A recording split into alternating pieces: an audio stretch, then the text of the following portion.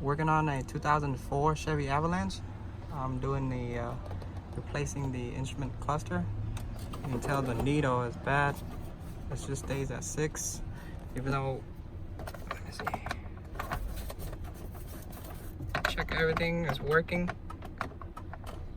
Signals still work.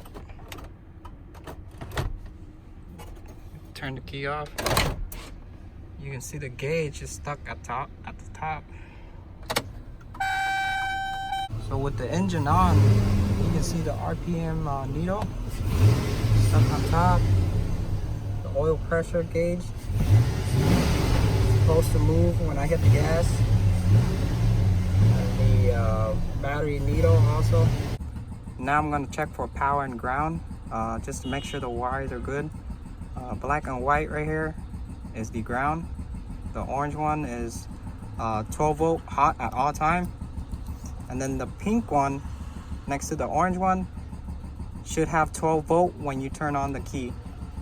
And you can see the number B, it's gonna be B9, B11, and B12. You can see the engine's off right now. I'm checking for the orange wire. That should be hot at all time. There you go, you can see positive, 12 volts. Now the black and white wire should be ground. There you go, ground. The pink wire for power. I'm gonna turn the key on. There you go. There you go.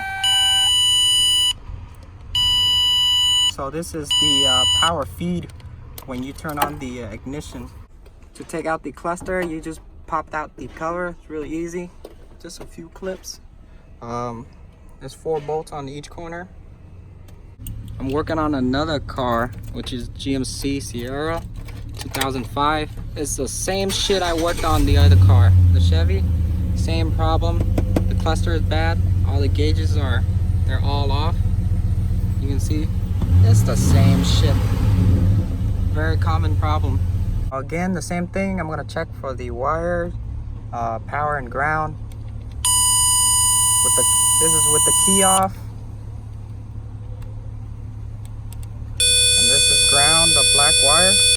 And you can tell the pink wire is not on because the key is not on. Now I'm gonna turn on the key.